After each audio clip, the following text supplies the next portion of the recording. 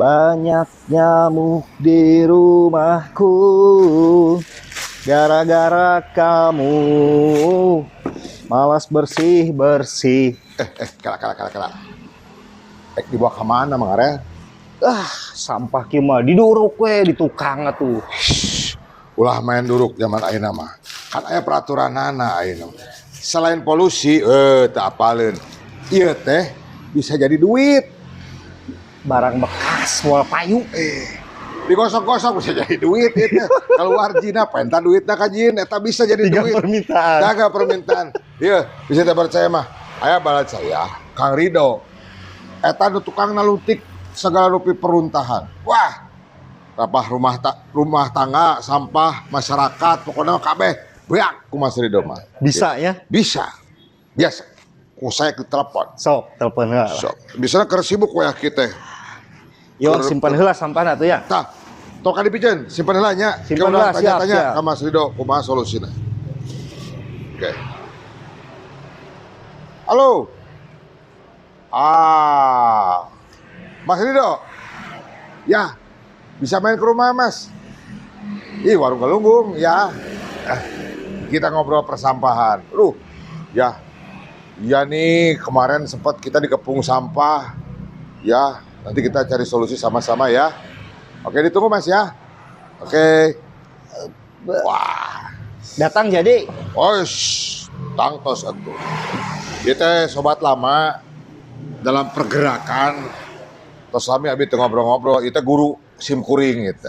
Dulu tanya. Ya, seur ilmu mengenai sampah di Mas Rido. Oh, kelak. Itu asa mobil eureun tuh. Itu merenya. Cik uang teh lah. Tinggali. Ya. Susuku. Wah,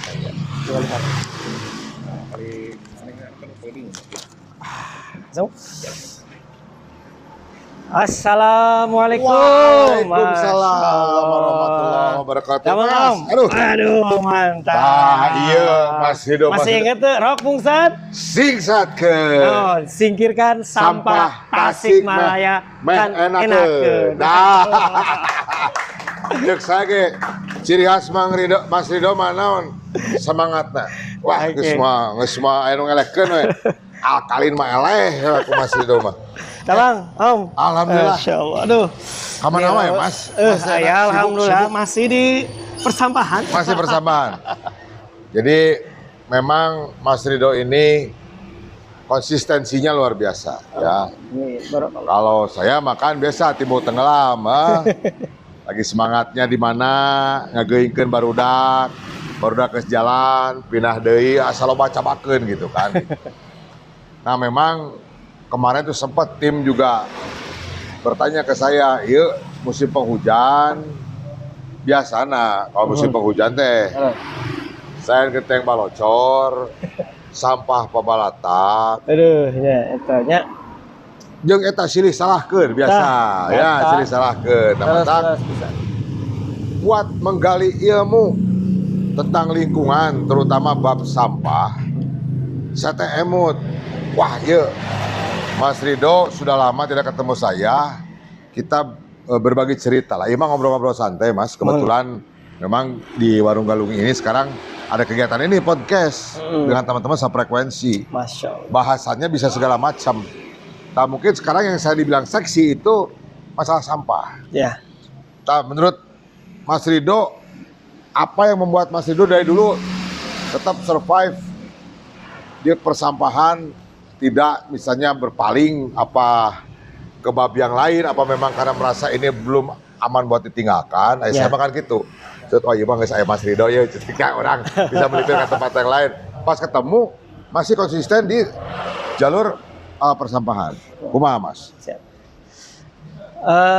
Anu ka haji hatur nuhun pisan ya Omnya. Siap, sami-sami. Aduh.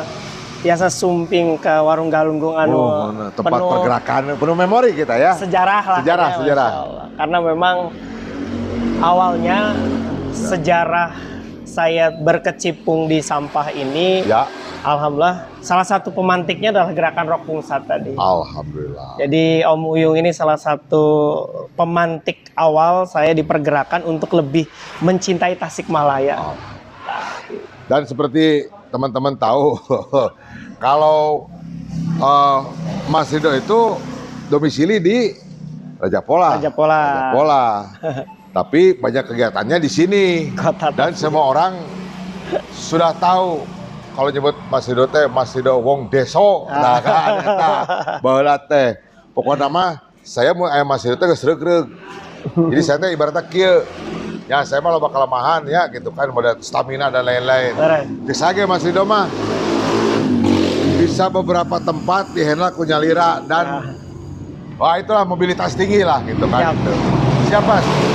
Kemarin tadi aduh tah ieu ge sampah suara ieu teh motor ngaliwat. Aduh, aya segala rupa sampah. Can ke urang bahas sampah visual. Ayeuna sampah fisik geula kumaha eta, Mas? Jadi Om yang salah satu yang mempertahankan konsistensi saya adalah ruh awal. Bahwa saya bukan asli orang Tasik. Betul. Tapi saya dibesarkan oleh orang-orang Tasik. Ya. Dan salah satu yang Om Uyung ajarkan ke saya adalah bagaimana kita bisa berbuat satu karya, berbuat kebaikan untuk daerah utama Tasikmalaya.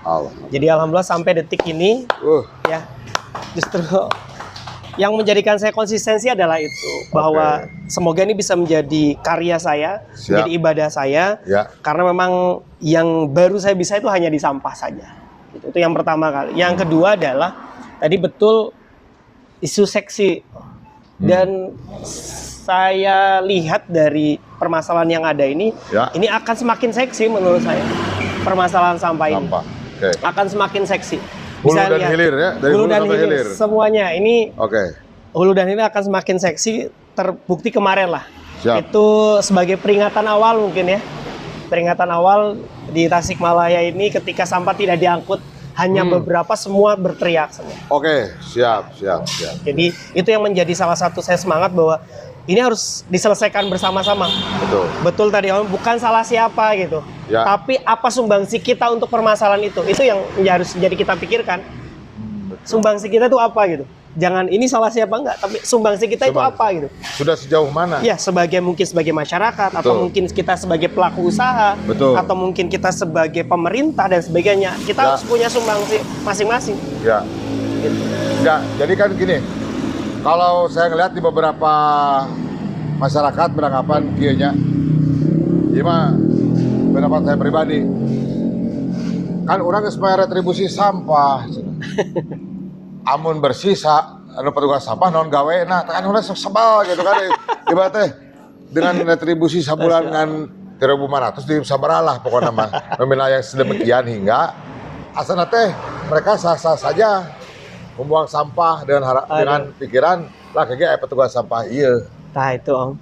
Masya Allah. Tuh, jadi enak ya Mas. Wah, aduh, Masya basreng, Allah. Daun jeruk, waduh, bakso goreng stick. Punten lieur atas teh taraju. Tuh. Tak iya sambil menemani kita ngobrol biar semakin santai. Nah Mas, kita kembali tadinya ke pola hidup berarti ya. Itu lebih ke pola hidup, bahwa beranggapan lah ke saya petugas kebersihan iya kadang sok miris gitu kan. Dalam artian oke lah, kita sudah biasa saling tergantung dengan orang lain misalnya lah terus ayah kadang-kadang udah tempat sampahna tempat sampahna jadi aman tulisan jangan buang sampah di sini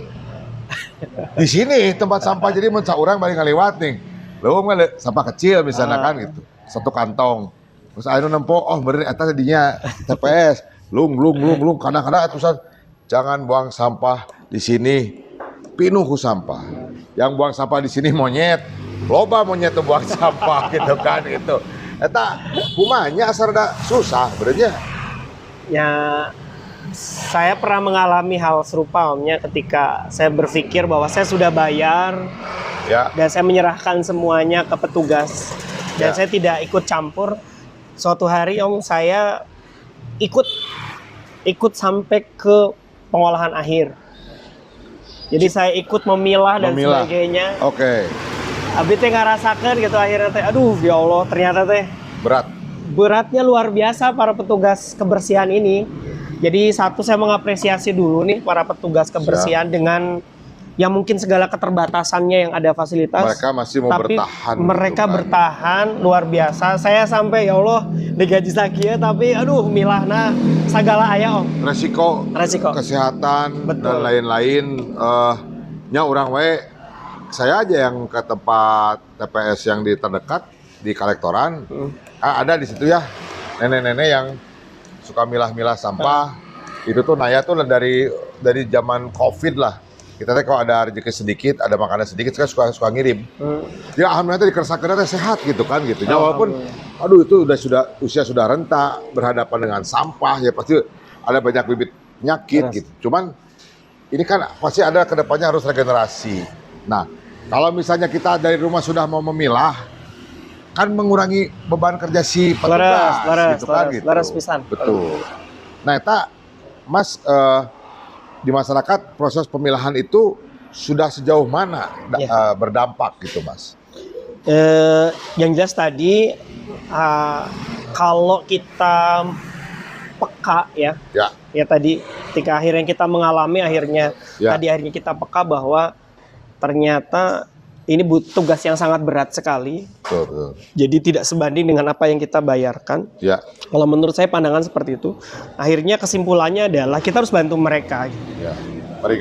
Meringankan mereka dan alhamdulillah Om sampai sekarang ya saya di rumah itu ketika ada sampah yang masih punya nilai jual yang biasanya harus dikoreh dulunya sama petugas sampah, saya punya karung khusus. Ya. Terus saya pernah lihat ada bapak-bapak yang sudah tua Om, milahin sampah nasi anu tos bau pisan. Ya Allah. Tos sepuh. Aduh si abi teh kabina-bina teuingnya orang teh. Aduh. Jolim ya orang teh gitu. Udah sepuh gitu, dia harus milahin sampah plastik yang sudah bercampur dengan nasi yang sudah 1 minggu dan sebagainya. Akhirnya saya punya inisiatif ya kalau sampah organik saya masukin khusus gitu. Nanti ternyata masya Allah petugas kebersihannya teh senang gitu. Oh alhamdulillah, abi teh gaduh bebek cenah di bumi teh luhur kan terus dipilah gitu ya. Betul. Terus jadi malah justru apa ya? Bismillah we niat abi teh jadi ibadah pangintennya. Akhirnya peka merasakan akhirnya kita action gitu dan alhamdulillahnya sangat terbantu sekali. Andaikan semua masyarakat mau ikut merasakan, betul. Insya Allah mereka akan punya pergerakan yang luar biasa. Karena masyarakat kita itu di Indonesia itu luar biasanya, Om.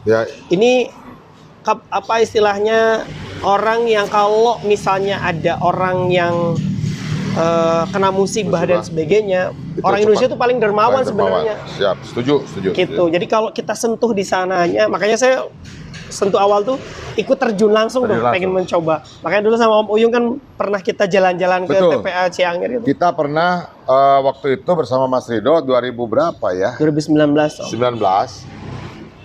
Kita menggunakan mulisik ya. Itu malah bawa ibu-ibu dan anak-anak. Kita ke TPA Ciangir dengan harapan ibu-ibu bisa mengedukasi keluarganya. Tuh sampah anu kurang di piceun teh terakhir teh aya di tempat eta.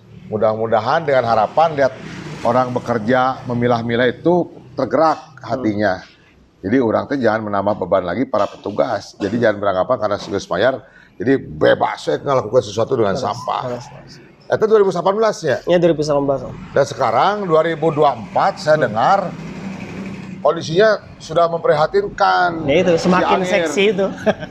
Ya dengan segala ininya lah, unak-aniknya lah. Kan ada yang tenaganya sudah berkurang atau alat-alat beratnya mungkin ya karena sudah banyak yang rusak. Mungkin juga. Mereka bekerja terus dan ini nggak tahu gimana nih cara penanggulangan sampah di TPA. Nah, saya itu baru tahu setelah ada satu teman saya bilang, Yung TPA itu bukan tempat pembuangan akhir, tempat pengolahan akhir. Catat, TPA itu tempat pengolahan akhir. Jadi itu tetap diolah. Diolah. Kebayang tidak? Itu Ciangir yang sebegitu luas, kan volume sampah tiap hari bertambah. Ya, betul. Ya, contoh lah. Dari kita lahir sampai kita meninggal kita tuh memproduksi sampah. Ya, saya juga putar-putar ya. Pas ibu saya meninggal, karangan bunga banyak.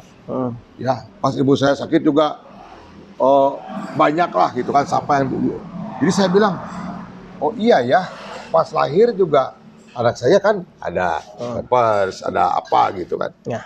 Jadi selama manusia hidup, satu orang aja bisa kebayang berapa ton yang dihasilkan dari kita satu orang dikalikan jumlah manusia yang ada di bumi ini. Sedangkan luasan TPA itu ada batasnya.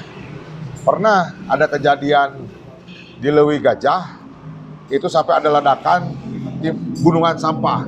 Ya, oh ya, 21 Februari diperingati HPSN. Nah, makanya Hari Peduli Sampah Nasional yang saya ingat itu karena kejadian tragedi meledaknya gunungan sampah yang menimbun para pemulung. Ya. Kalau tidak salah seperti itu. Ya, harus. Jadi kan kalau sampah itu bukan berarti sampah, sudahlah.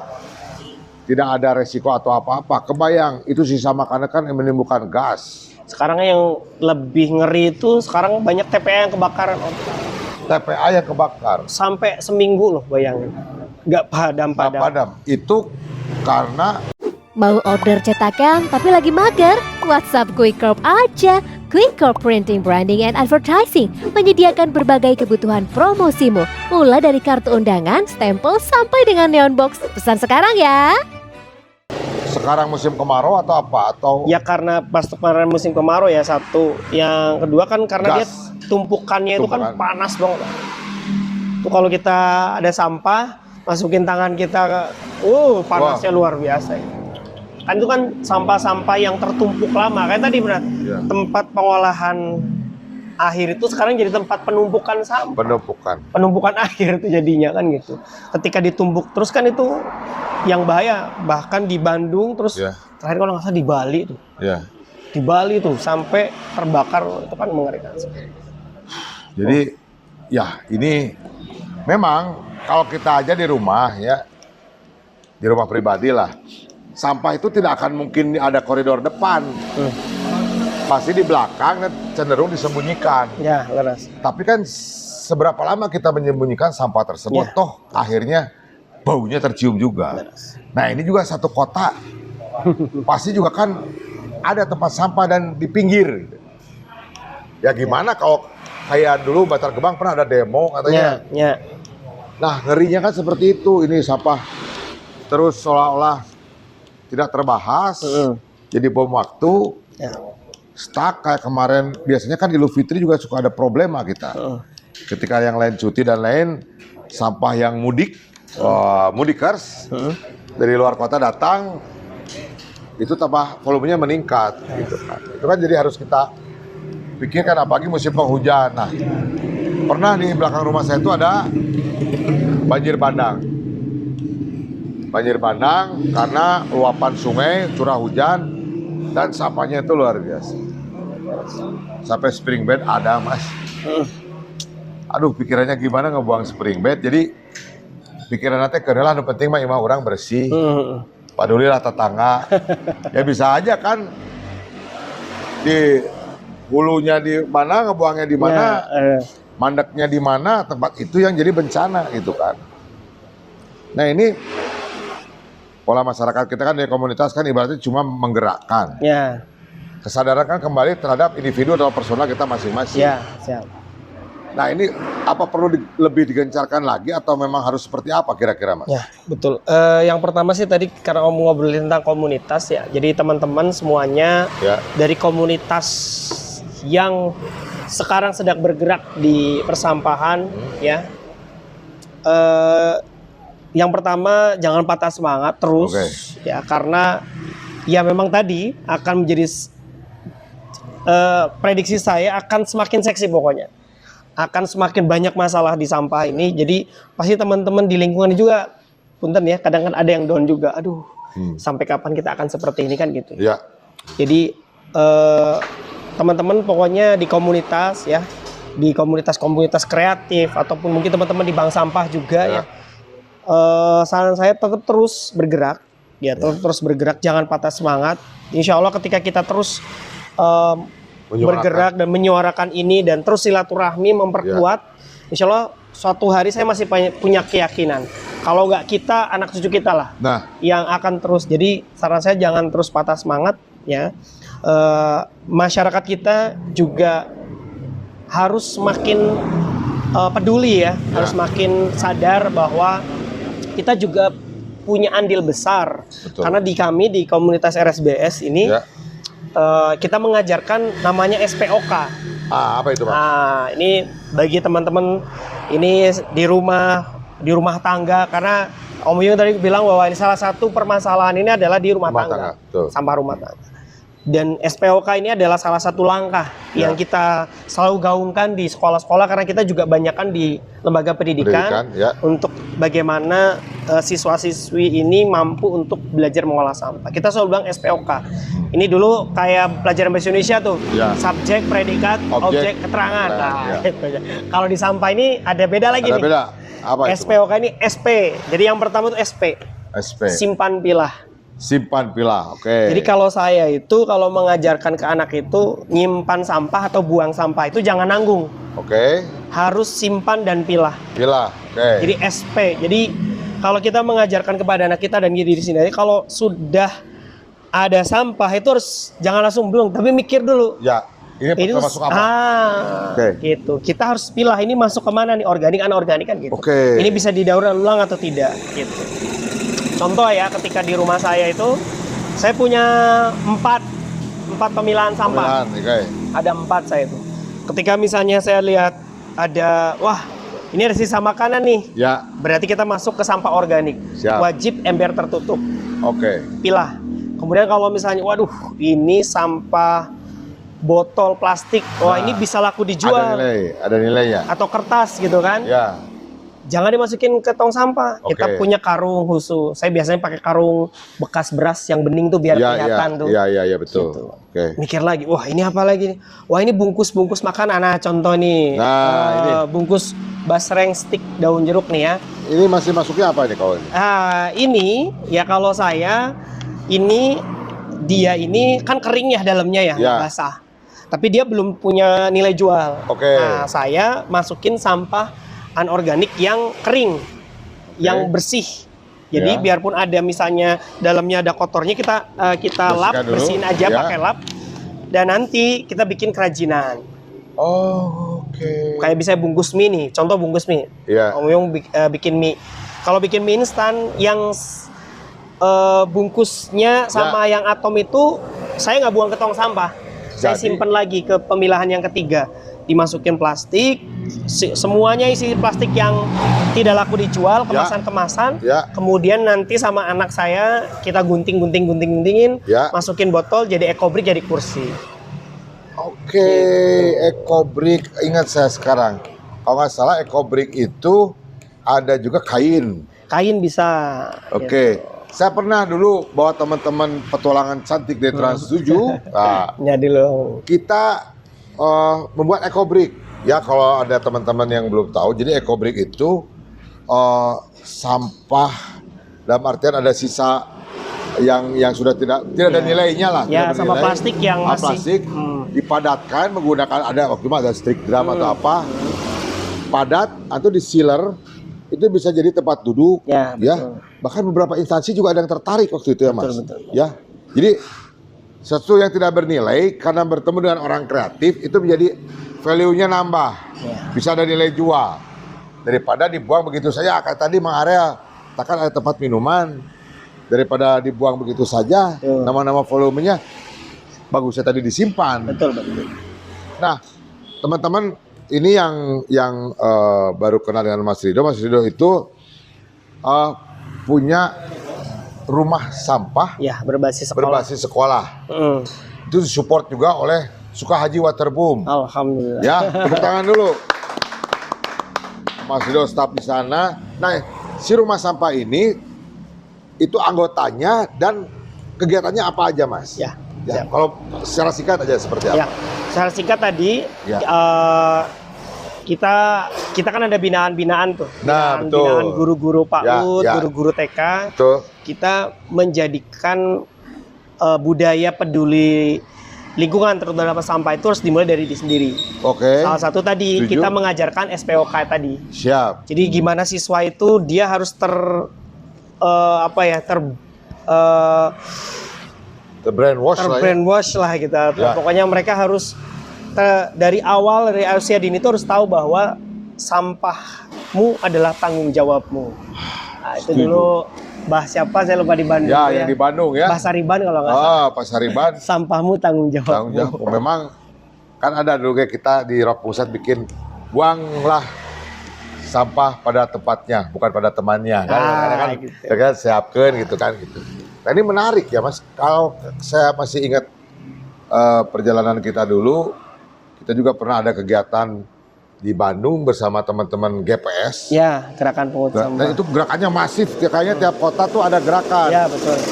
Bahkan pas World Cleanup Day, saya tuh sempat gini, wah kita tuh sebenarnya jangan merayakan setahun sekali. Harusnya World Cleanup Every Day, kata day, saya, kan betul, gitu. betul. Bahkan Mas Rido itu ke anak-anak SD, Ya. ingat nggak yang di Slakaso? Ya, Kita bikin pemaparan, ada orang tuanya yang ngontak saya, Kang Uyung terima kasih, anak saya dikasih edukasi. Anak saya itu paling susah diajarin, tapi sama Mas Rido dan Kang Uyung, anak saya lihat videonya dia memungut sampah di jalanan aja dia terharu orang tua. oh Masya Allah. Jadi memang sejak dini itu memang harus Betul, betul banget. Dari pendidikan itu adalah salah satu sekolah. Ini adalah salah satu penanaman karakter yang luar biasa. Setelah dari rumah ya, setelah Ya, dari saya rumah. Utamanya di rumah, tapi yang benar-benar salah satu akan menguatkan lagi adalah sekolah. Makanya Sekolah. rumah sampah berbasis sekolah itu kita mengajak gitu. Siap. Selain di rumah, kita juga di sekolah juga harus kita tanamkan, dimulai dari gurunya kan. Betul. Gurunya kita ajarkan bagaimana mereka bisa simpan pilah. Ya. Karena ketika sudah memilah, tadi contoh tadi sudah dipilah, kemudian Ya. terakhir baru sampah-sampah yang kotor. Kalau sudah terpilah, mudah nggak ngolahnya?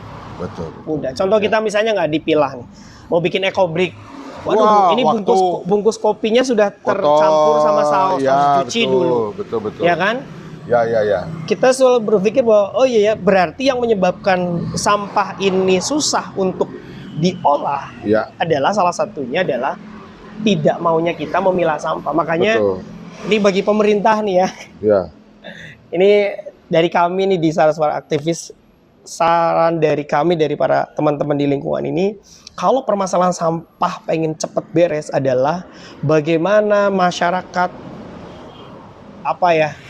diajak kamu Ya. bagaimana mereka harus sok tugas kamu mah milah sampah karena ya. ketika mau masyarakat minimal organik anorganik, waduh itu luar biasa. Cuman 2 aja, organik anorganik. Ketika dia mau milah, kemudian pemerintah juga menyediakan fasilitas kan betul, gitu.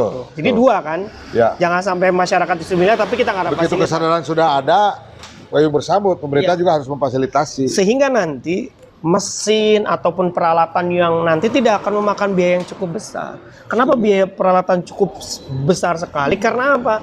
Ya tadi di sumbernya ini pemilahnya masih sangat minim sekali. Makanya SPO itu menurut saya adalah jalan simpan, pilah, insya Allah akan mudah untuk diolah. Betul, setuju. Itu. Nah terakhir adalah K, yaitu kurangi. Ingat ya, Reduce. teman-teman kurangi ya, bukan Ya. anti. Ya betul, seperti saya ini juga ya mengurangi sih gitu kan gitu. Jadi ya banyak ting nyampah. Contoh lah Om, jadi saya kan teman-teman kadang suka, lu Kang, atau gimana tuh pabrik plastik dan sebagainya. Kan kita kan mengurangi. Ya. Contoh lah kalau saya bawa botol minum sendiri, kalau habis ya kalau nggak ada lagi ya nggak apa-apa kita minum kan gitu air kemasan. Yang penting tadi minimal kita sudah mencoba untuk mengurangi. Ya. Jadi ini juga kita kita budayakan kepada di sekolah misalnya. Alhamdulillah dulu pernah kita di salah satu MI negeri lah Ya. di kalau nggak salah daerah Taman Sari. Ini keren banget nih. Kepala sekolahnya udah ketok palu tet gitu kan. Ya. Semua pedagang kalau siswanya mau beli jajan ke para pedagang wajib bawa misting. Gitu. Jadi mereka Mengurangi beli cilok kayak gitu. Betul. Kan. Dan itu sangat efektif sekali. Itu sangat efektif dan pedagang juga si tidak merasa keberatan karena kepala sekolahnya bagus tuh cara menyampaikan ke pedagang, persuasifnya bagus gitu ya. Nah itu salah satu lah untuk mengurangi. Jadi SPOK ini adalah salah satu yang kita tanamkan di sekolah. Gitu kan, dan ternyata luar biasanya ini berdampak juga sampai di keluarga. Itu di gerakan RSBS itu kayak gitu. Nah ini saya ada satu lagi Mas. Apa? Biasa kalau misalnya kalau misalnya saya pergi misalnya ke luar gitu kan, kayak yang dekat-dekat lah kayak ke Singapura gitu, kan mereka reward and punishment kan.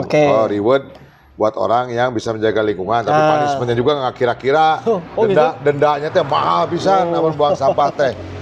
Nah, tapi saya, teman-teman yang lain kalau di kota yang memang punishmentnya keras, narurut Mas.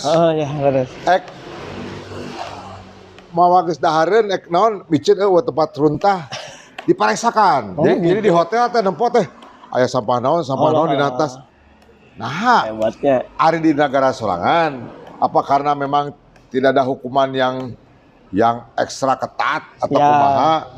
Jadi kesana teh agak lah kayak gitu teh lah kayak micin untung ka jalan mikeun da kayak anu nyapukeun ieu gitu nyapelekeun beureun eta oge pengaruhnya Mas. Betul. Ke pola hidup lah gitu.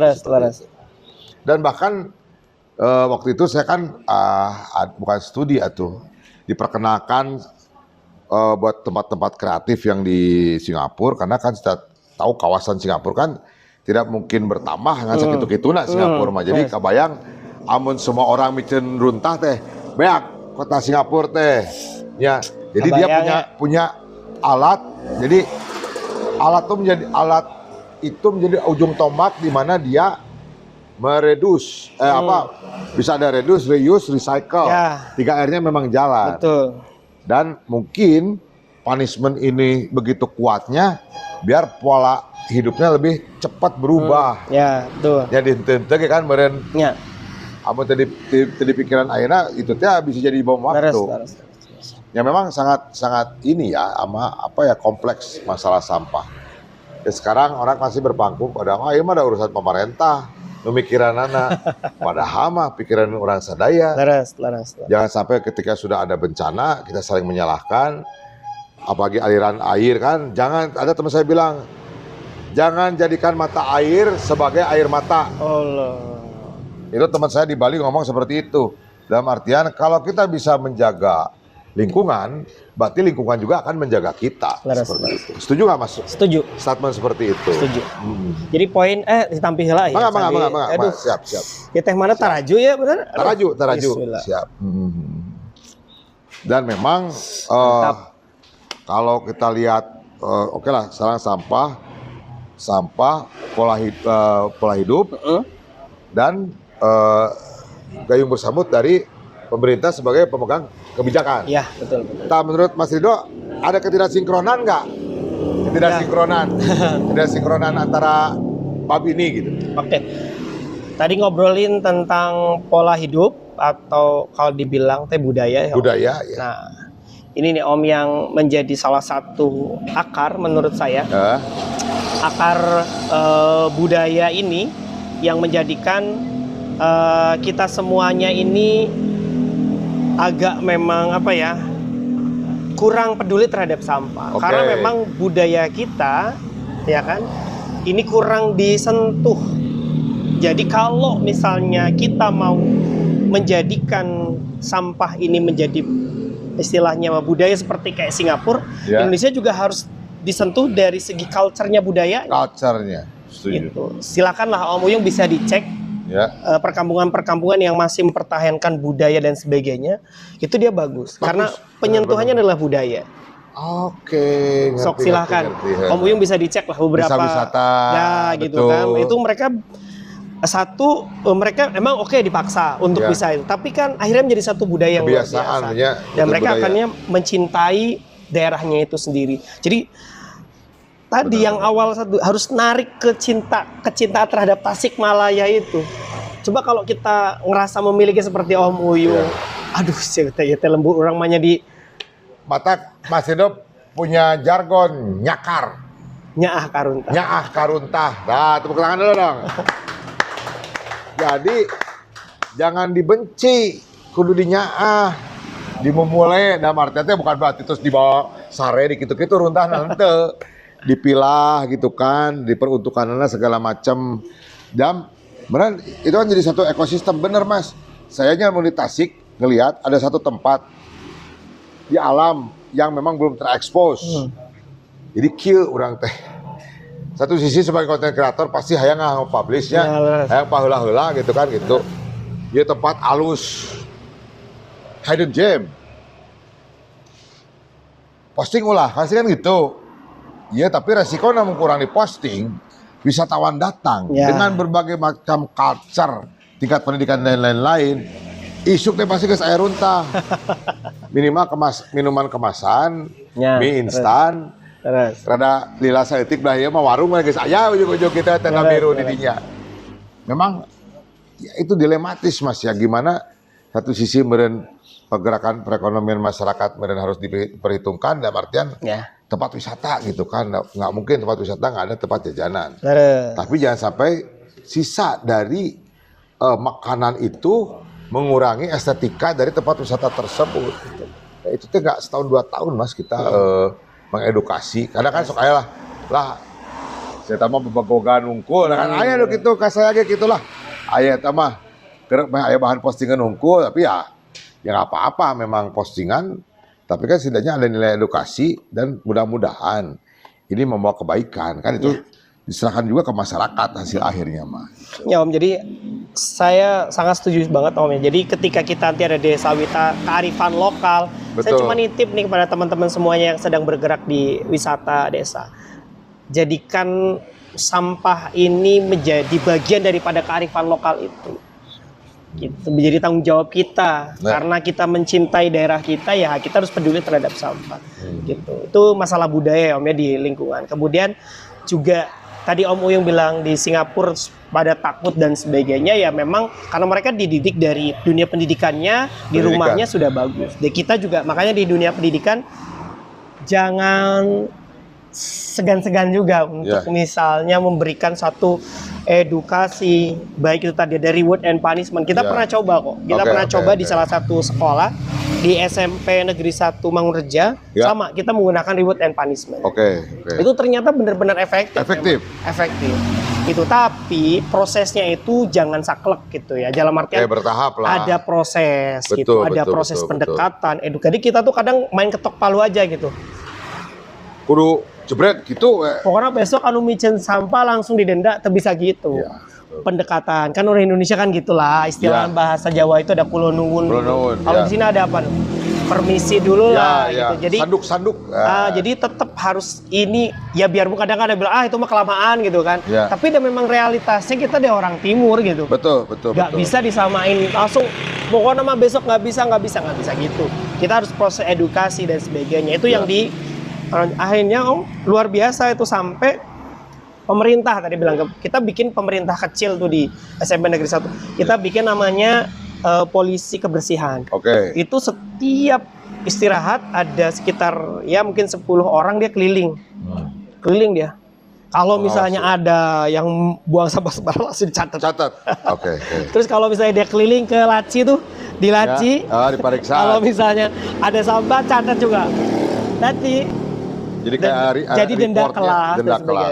Tapi juga apresiasinya mereka. Tapi ternyata di situ dengan budaya yang akhirnya terbentuk dan alhamdulillah jadi keren Om.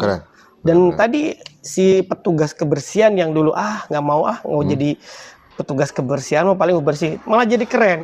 Ternyata kita juga jadi tatibna lah. Tatibna keren. Nah itu salah satu yang diterapkan. Kemudian di Jawa Timur tuh ada Pak RW juga sama. Dia RW yang apa istilahnya, ini keren Om ya, kita ngobrol pemerintah kecil, kalau gede saya agak kecil aja ya Pak RW nih.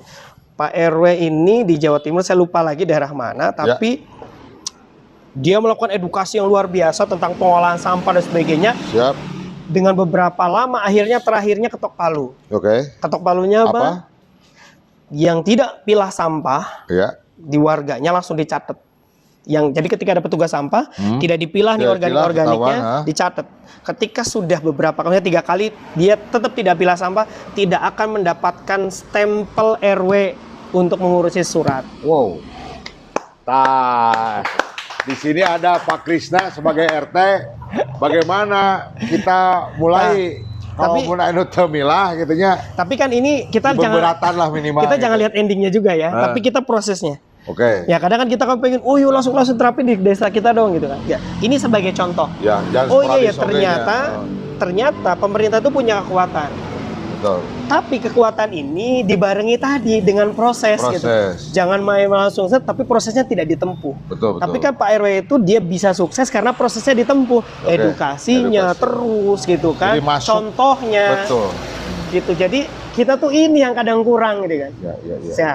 Nah, saya contohkan pemerintah kecil seperti kurang telaten lah istilahnya kurang telaten dan memang itu teh perlu waktu dan memang tidak mudah tapi bukan berarti tidak mungkin juga Tidak kan mungkin seperti tidak. itu. Nah itu buktinya ada yang berhasil. Ya. Berarti ini sebagai contoh bahwa oh iya ya berarti pemerintah ternyata punya kekuatan hanya stempel RW gitu.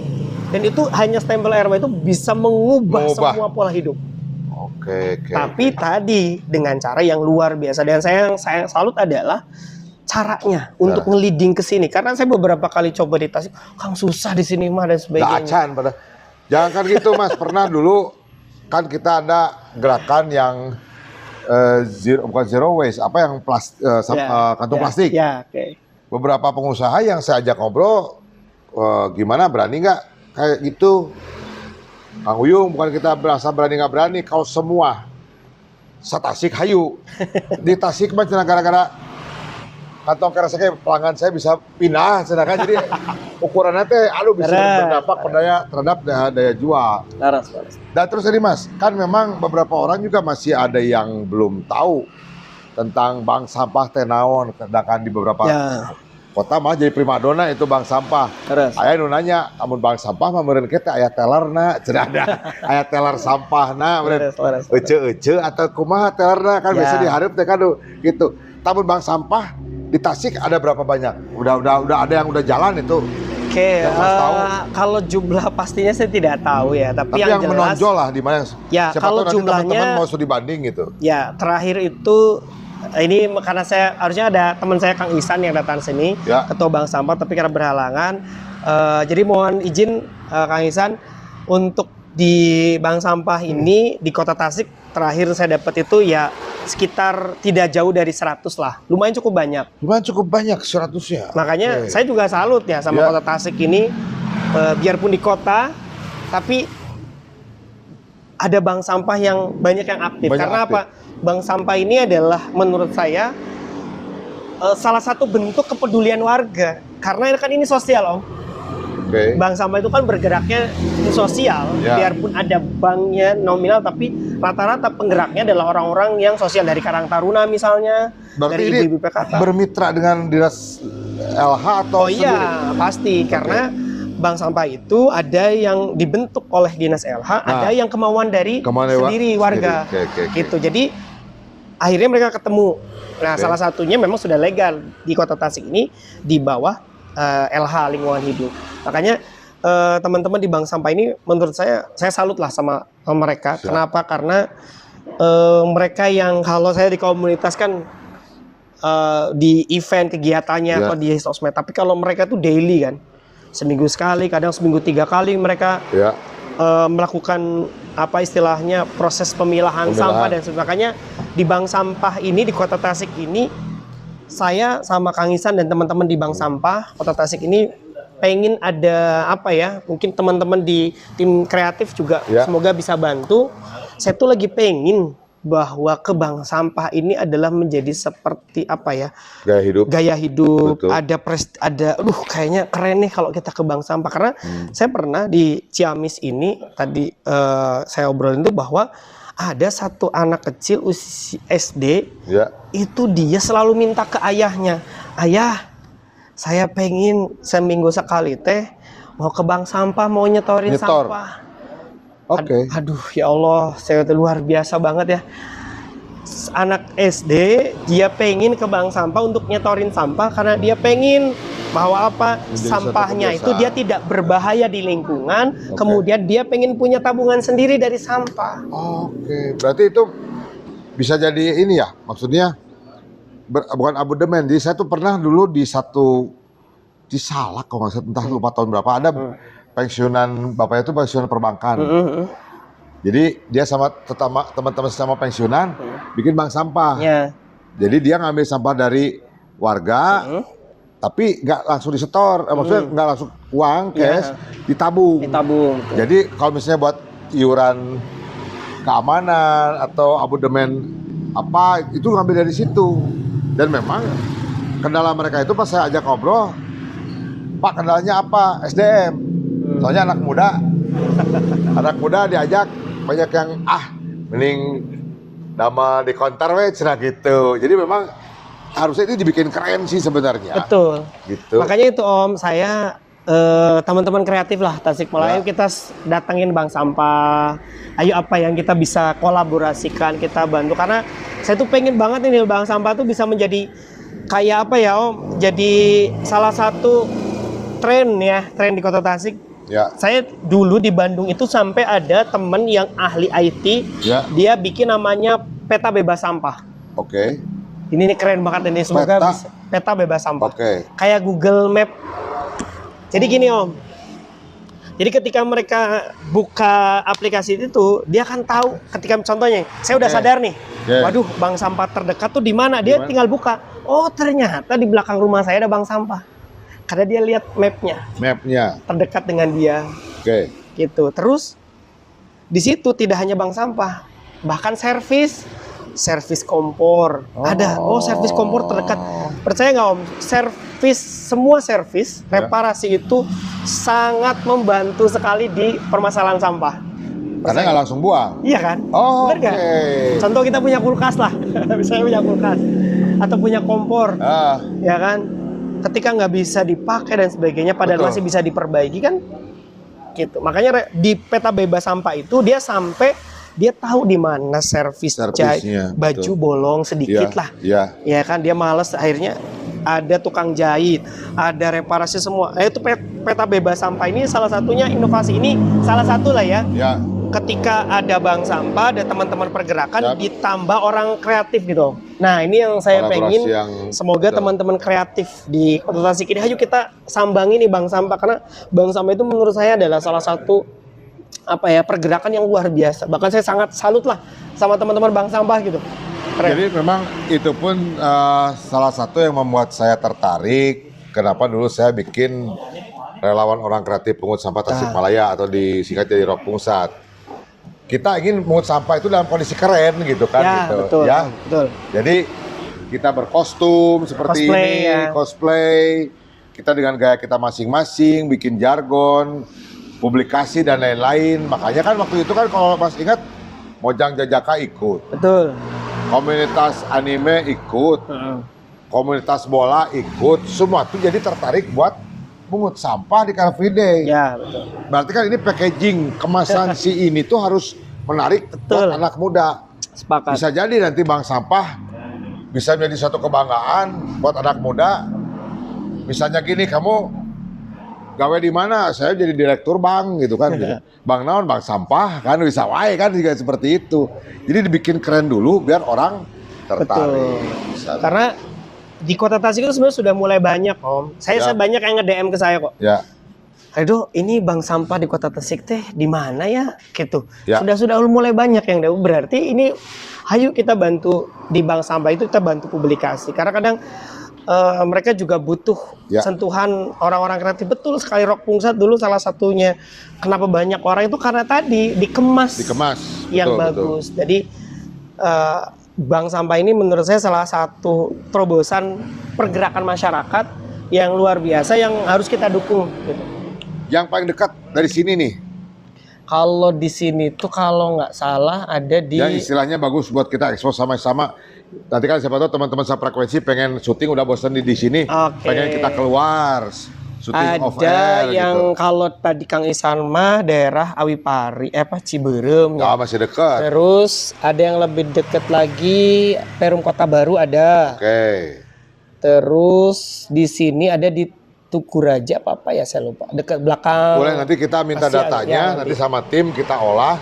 Siapa tahu nanti kita akan menyambangi ke sana dan juga kita lihat nih, karena sama ini kan orang cuma taunya bank sampah. Wah, eta mah pengepul. Padahal kan tidak. Eta kan stigma seperti itu harus dihilangkan gitu kan. Bener, ini perlu teman-teman masyarakat clearkan nih ya. Betul. Karena satu nih yang bergerak di bank sampah ini bukan benar-benar niat untuk berbisnis. Ya. Justru mereka itu bergerak karena apa kepedulian terhadap masyarakat. Kalau mereka punten tadi pengen bisnis mah ya udah jadi pengepul kan gitu. Iya, benar. Mereka itu adalah satu. Jadi ketika kita nabung di bank sampah ini, satu bukan berarti nanti ini jadi nanti bisnisnya gitu. Oke, ada nilai bisnisnya betul, tapi yang paling mahal utama dari bank sampah adalah nilai pergerakan sosialnya. Setuju. Tokoh orang-orang yang terjun di bank sampah itu pasti orang-orang hebat, baik, luar biasa gitu.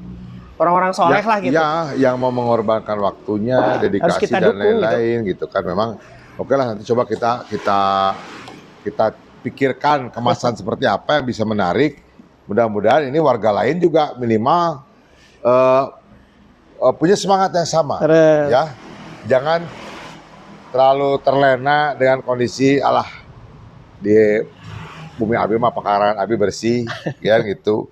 Padahal sementara di belakang itu kekuatan dan daya tampung TPA itu sudah mulai berkurang, sudah mulai ibaratnya udah tua, sudah rentan gitu kan, gitu butuh penyegaran. Ya. Mas, ini semakin seru, cuman sayang ini waktu juga sudah harus memisahkan kita. Ini buat closing statement nih Mas, buat generasi muda, buat warga Tasikmalaya, atau mungkin teman-teman Rock Pusat yang dulu sok lah kalau luar deui lah, ieu jiga nama geus Mayday ieu geus kudu urang ngahariji deui lah gitu kan. Mungkin closing statement-nya dari Mas Ridho buat teman-teman apa? Ya. Yang pertama teman-teman semuanya ya, sama tadi di teman-teman komunitas, teman-teman kreatif. Aduh, ayolah. Mun badainya ka Tasik, salah satunya adalah uangnya karunta. Nah, insya Allah ini adalah salah satu bentuk sumbangsi kita terhadap kota tercinta kita. Kalau Tasik pokoknya segudang cerita, segudang perjuangan yang menjadi salah satu, insya Allah akan menjadi catatan sejarah buat anak cucu kita nanti. Amin. Jadi insya Allah pergerakan sekecil apapun itu akan sangat bermanfaat untuk Tasikmalaya. Salah satunya adalah pergerakan di sampah. Mantap.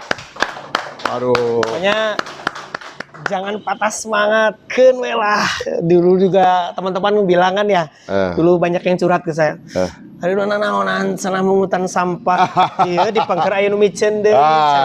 Gitu. Ini bukan masalah itu. Siap. Ya kan? Tapi posisi kita ini adalah menjadikan posisi bahwa kita di setiap masalah kita tetap berada di jalur kebaikan. Kita menjadi bagian daripada solusi, bukan bagian daripada masalah. Siap, setuju. Gitu. Jadi kalau dulu zaman di Rock Pusat, nu salah, apa ya bener? Pak, saya tamat memungut sampah dengan posting ngumpul. Tong gitu dengan posting dia memberikan edukasi. Ya, ayeuna tuh bisa hadir pada saya mah gawena begadang tidak naon, dengan begadang kamu bisa membombardir media sosial dengan postingan-postingan gitu nya. Jadi ayeuna berusaha orang teh berpositif thinking lah. Capek orang bernegatif thinking terus, dan mudah-mudahan kita bisa bertemu dengan Mas Ridho lainnya. Ya, kalau Mas Ridho sendiri aduh kasihan ya. Kerasa ku saya apalagi sudah berkeluarga. Kurang kali ya sabaraha ya. Tos 3 alhamdulillah. Alhamdulillah. Tos sami tetepang, tos 3 cenah alhamdulillah. Abi alhamdulillah. Tos aya 2. Ke urang kepal deui mudah-mudahan di waktos anu tiasa urang kempal di sasarengan dengan komunitas anu sanesna kita bikin gerakan lagi. Kita kemas lagi, kita perbaiki lagi komunikasi. Nah, mudah-mudahan ini menjadi sesuatu yang sangat berharga buat kelangsungan Kota Tasikmalaya. Ya. Nah, tak lupa Mr. juga mengucapkan terima kasih nih buat teman-teman tim kreatif frekuensi ya. Ada Kang Fahrul, Kang Reldi, Kang Krisna Teh Ela, Kang Hengki Teh Wulan, Bang Ade, Hanif dan Neng Wira. Tak lupa buat produk nih yang selalu mensupport ada Lalada, dan ini teman-teman dari Family Catering, tepuk tangan, dari dimsum. Mana kesukaan saya nih? Wah, Dimsum itu. 68. Ya. Paling juara di Tasik. Juara itu. Dan ada balibul kambing bakar. Wih, Nah, mantap. dan ada satu lagi bokap. Oh, itu bokap ada Bokap temennya, nyokap itu namanya. Terima kasih Oke, atas mantap, waktunya. Mohon pamit, Mr. Uyu. Mohon maaf bila ada salah kata. Wassalamualaikum warahmatullahi wabarakatuh. Waalaikumsalam. Aduh, Siap, nuhun. iya baru dak, kudu Siap. digebrakeun deui. Siap. Ya.